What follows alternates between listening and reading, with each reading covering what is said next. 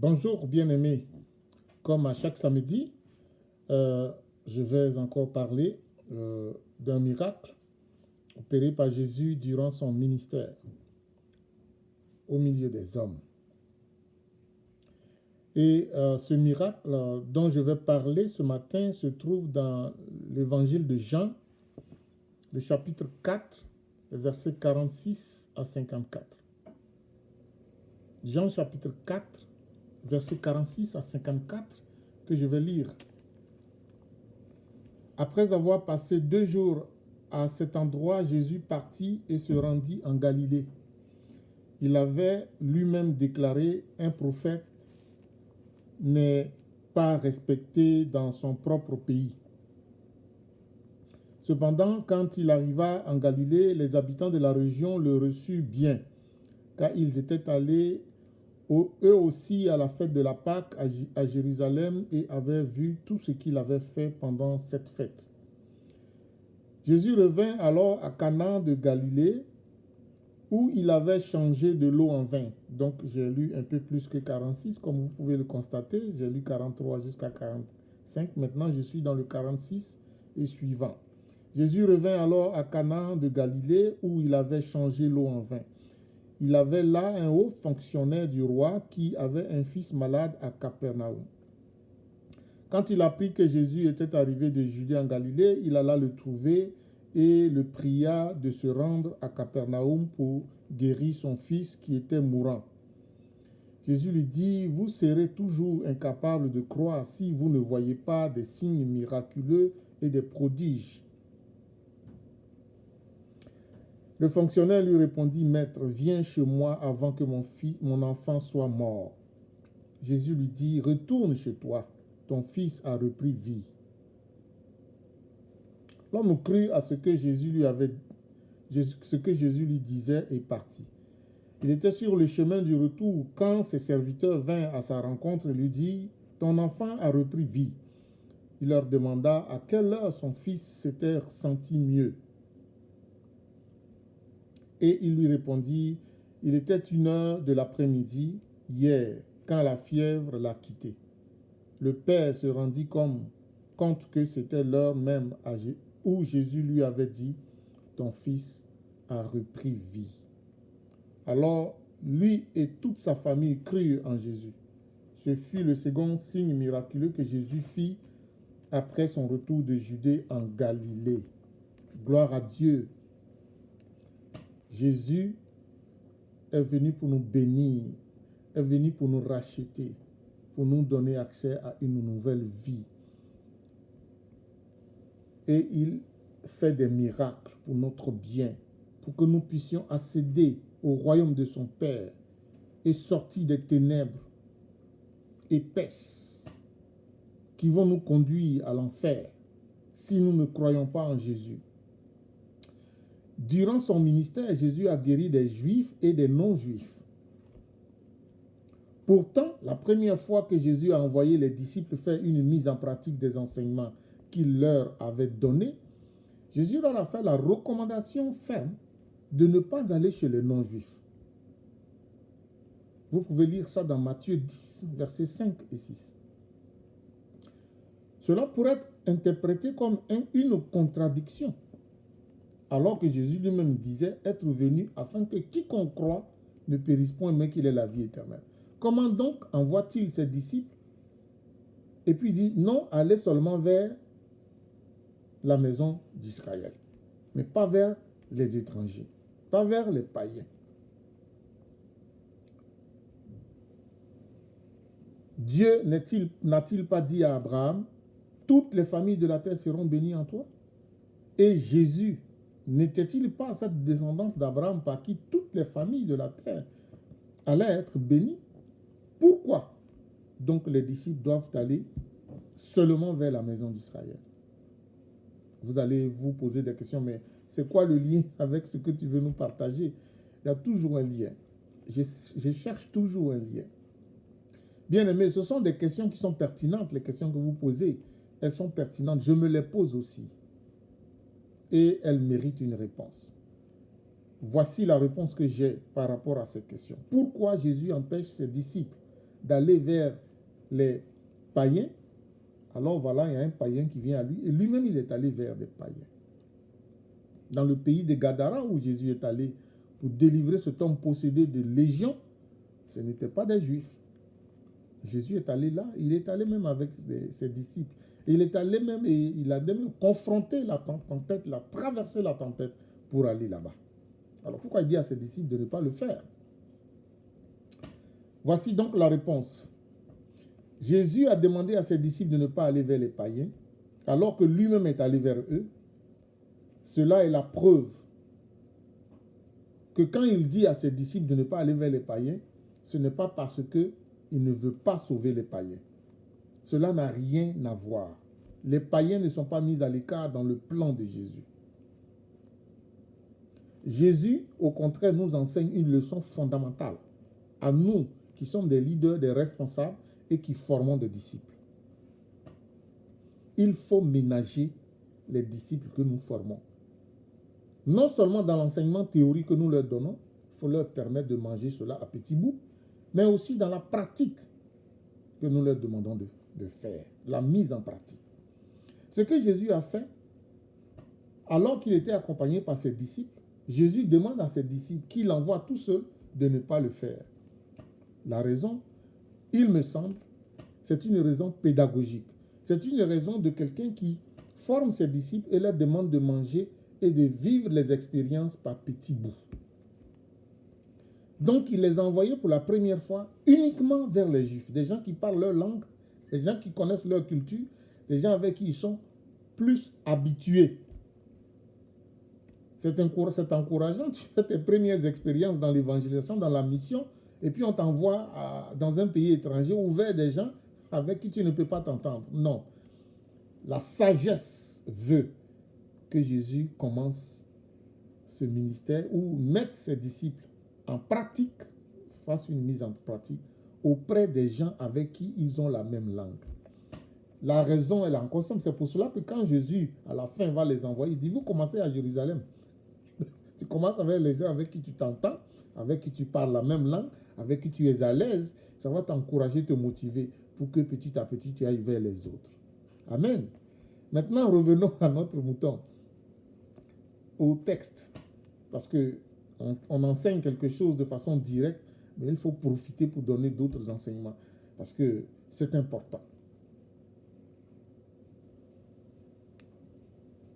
Cette rencontre de Jésus avec l'officier, est-ce que c'est une chance ou est-ce que c'est une grâce? Je vous dirais que c'est une grâce. Les hommes diraient que cet officier est chanceux avec son fils. Jésus était en Judée, il était au sud, il est parti pour la Pâque, au sud du pays. Et il a décidé de revenir à Cana, en Galilée, au nord, dans la ville où il avait changé l'eau en vin, accomplissant son premier miracle. Jean chapitre 2. Nous en avons déjà parlé, je crois. Un officier du roi dont le fils est malade à la mort apprend que Jésus est là. Il habite Capernaum, 25 km au nord-est de Cana. Et ça ne se fait pas en voiture. Je ne sais pas la vitesse avec laquelle la divulgation des informations, les informations circulent, à cette époque. Mais il faut quand même croire que c'est efficace.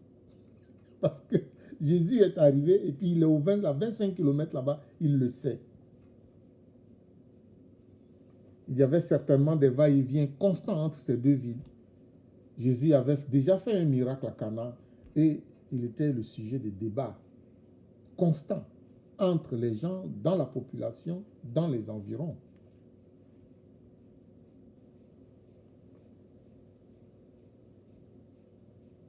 Le fils de cet officier est malade et cet officier décide de venir à Jésus pour obtenir une faveur. Ce n'était pas une chance que Jésus soit à Canaan pour lui. Non, ce n'est pas une chance du tout, mais c'est une grâce. Jésus est venu à Canaan parce que Jésus est branché à son Père. Et Jésus sait entendre ce que son Père veut à tout moment. Il a quitté la Judée pour la Galilée parce que le Père le voulait là. Le Père voulait offrit la possibilité à quiconque, pour que quiconque puisse la saisir. L'officier du roi a saisi cette grâce. Jésus est venu au nord pour offrir la possibilité, pour rendre la guérison accessible à cet homme, à son fils, indirectement. Et l'officier l'a saisi. Quand il a appris que Jésus était là, il a marché 25 km et puis il est venu. Bien-aimés, Dieu nous envoie ainsi des possibilités à nos portes. La bénédiction est loin, mais Dieu la prend et puis vient la déposer à quelques kilomètres de toi. Et Dieu attend que tu viennes. Est-ce que tu veux venir? Parce qu'il est pour toi aussi. Souvent, la bénédiction ne va pas aller jusque dans ta maison, mais elle va venir rester à côté de ta maison, à quelque distance de ta maison. Et il faut que tu sortes. Et Dieu va s'arranger pour que tu entendes que la bénédiction est là. Est-ce que tu vas te lever pour venir? L'officier est venu. L'officier est venu. 25 km. Il a marché, il est venu. Et il demande à Jésus, en le priant, de venir chez lui pour guérir son fils. Jésus lui dit, mais vous là, vous avez seulement besoin de miracles et de prodiges pour croire. Pourquoi votre foi est tellement fondée et basée seulement sur les miracles? L'officier n'a pas le temps de faire des débats sur cette question. L'officier dit à Jésus, pardon, viens vite avant que mon fils ne meure. Pour l'officier, si l'enfant meurt avant que Jésus n'arrive, il n'y a plus rien à faire. Mais il ne sait pas que Jésus est tout puissant. Et que même si cet enfant meurt, Jésus peut le réveiller, Jésus peut le ressusciter.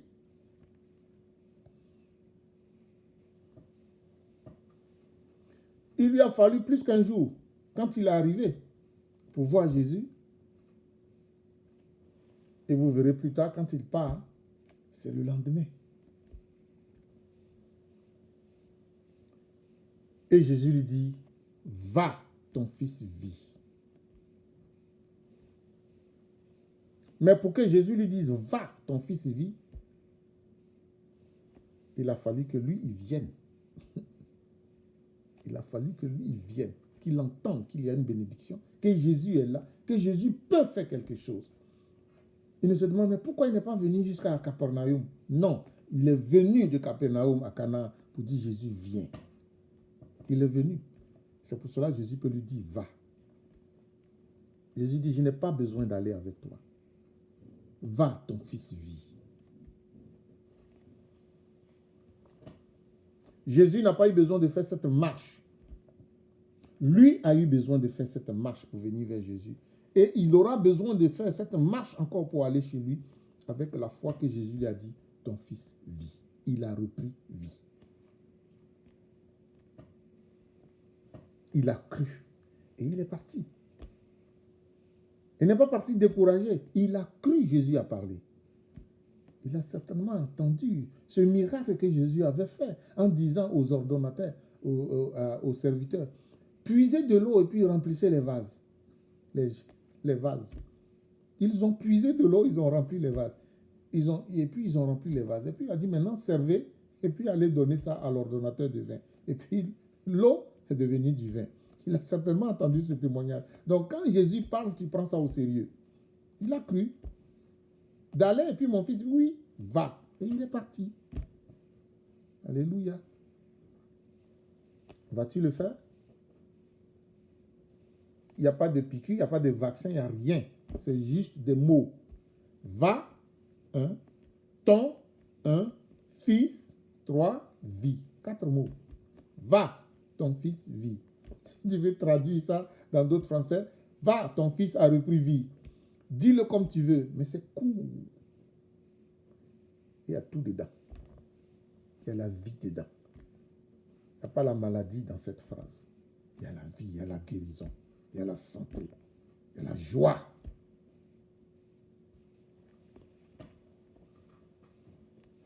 L'officier croit et va et part. Et il va avoir la démonstration de sa foi. Alors qu'il est sur la route en train de partir, les serviteurs viennent à sa rencontre. Ils ne savent pas qu'il est en train de venir et ils viennent le trouver à Canaan. Ils se rencontrent sur le chemin. Dit, ton fils vit. Exactement comme Jésus lui a dit. Ton fils a repris vie.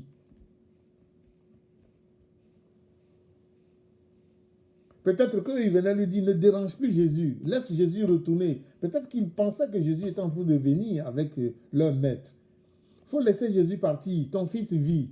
Jésus n'était pas là. Ils ont trouvé leur maître seul. Et le maître leur dit, à quelle heure a-t-il repris vie? À quelle heure? Il dit, hier, à 1h de l'après-midi. Il s'est trouvé mieux.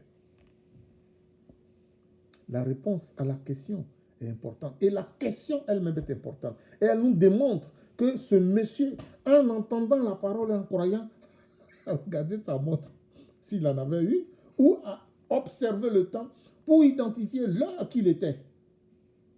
Et puis il est parti. Parce qu'il n'y a pas heure, il n'y a pas d'heure dans la phrase « va, ton fils vit ». Mais lui, il a regardé l'heure. Il a identifié à quelle heure nous sommes au moment où il me parle. Et il leur pose la question, mais à quelle heure mon fils a-t-il repris vie? Et ils disent, à 1h de l'après-midi hier. Il dit oui. C'est à cette heure-là que Jésus m'a dit, va, ton fils vit, a repris vie.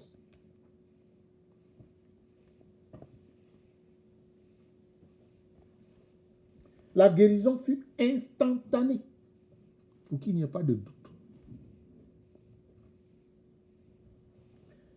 L'officier donc est passé d'une foi qui accorde la guérison à son fils, une foi qui accorde la guérison à son fils, à une autre foi. Extraordinaire. Jésus est pour toi. Jésus vient te donner plus. Va, ton fils vit, a produit une foi pour la guérison de son fils. Mais au-delà de cette foi, il y a eu une autre foi qui est née. Et c'est à celle-là, c'est pour celle-là que Jésus fait des miracles. Amen. Au-delà de la foi qui te donne la guérison, Jésus veut t'amener à une autre foi, la deuxième qui te donne la vie éternelle. Parce qu'il est écrit, il crut, lui et toute sa famille. Et c'est celle-là, c'est pour celle-là que Jésus fait des miracles. Pas seulement pour que tu sois guéri, mais pour que ton âme soit sauvée. Pour que tu le suives comme disciple. Et qu'il devienne ton maître. Amen. Jésus est pour toi. Ce qu'il a fait pour cet officier et son fils, et pour sa famille. Il a guéri le fils de l'officier, parce que l'officier est venu vers lui. Mais il a sauvé cet officier. Il a sauvé son fils, il a sauvé la famille. D'une foi qui donne la guérison, ils sont passés à une foi qui donne la vie, à leur être. Le royaume en partage. C'est extraordinaire et c'est ça que Jésus veut t'offrir. Où que tu sois bien-aimé, qui que tu sois, sache que chaque jour des possibilités sont à ta porte, à ta portée même. Dieu te les envoie à quelques pas de toi et il veut que tu fasses un effort. Cet effort qui sera ta part raisonnable pour un miracle. Et au-delà du miracle, la foi qui sauve, la foi qui délivre, la foi qui te fait passer des ténèbres à son admirable lumière.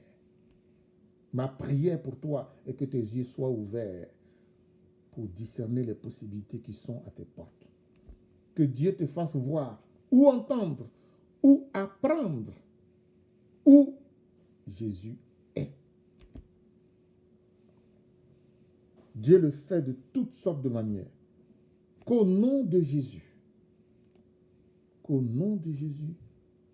tu apprennes, comme l'officier, la nouvelle qui te fera marcher 25 km pour ta guérison, pour la guérison de ton fils, pour la guérison de ta fille et pour la foi de toute ta maison en Jésus-Christ. Jésus est aussi pour toi. L'officier n'a pas dit, oh, je suis romain, je suis étranger, Jésus ne m'écoutera pas. Non, il est allé. Toi aussi, viens à Jésus. Il t'appelle, il t'attend. Il veut te recevoir. En Jésus seul se trouve l'espoir que le monde ne peut offrir. En Jésus seul se trouve la guérison que le monde ne peut offrir. En Jésus seul se trouve la grâce que le monde ne peut offrir. En Jésus seul, l'étranger et le juif trouvent la même bénédiction, sans aucune distinction. Viens, Jésus veut te bénir. Jésus veut te guérir.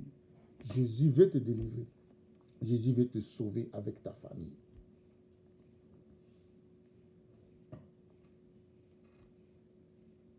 Jésus te dit, je suis à Cana. C'est spirituellement qu'il faut juger ce que je te dis. Jésus te dit, je suis à Cana. Et toi, tu es à Capernaum. Vas-tu marcher pour venir vers lui? Vas-tu marcher pour venir? Si tu fais cet effort de marcher 25 km, voici ce qui t'attend. Ta guérison, la guérison de ta fille, la guérison de ton fils et la foi, le salut pour toute ta maison. Sois béni et fais l'effort que Jésus te demande. Car la bénédiction, souvent elle rentre dans ta maison, souvent elle te demande de sortir de ta maison. Que Dieu te bénisse. Si tu as vraiment besoin de la guérison, de la bénédiction de Dieu, fais l'effort que Jésus te demande. Marche tes 25 km, car Jésus est aussi pour toi. Il est pour tous et pour toutes. Où que vous soyez. Amen. À samedi prochain. Soyez bénis en Jésus. Soyez délivrés en Jésus. Soyez guéris en Jésus. Soyez restaurés en Jésus. Amen.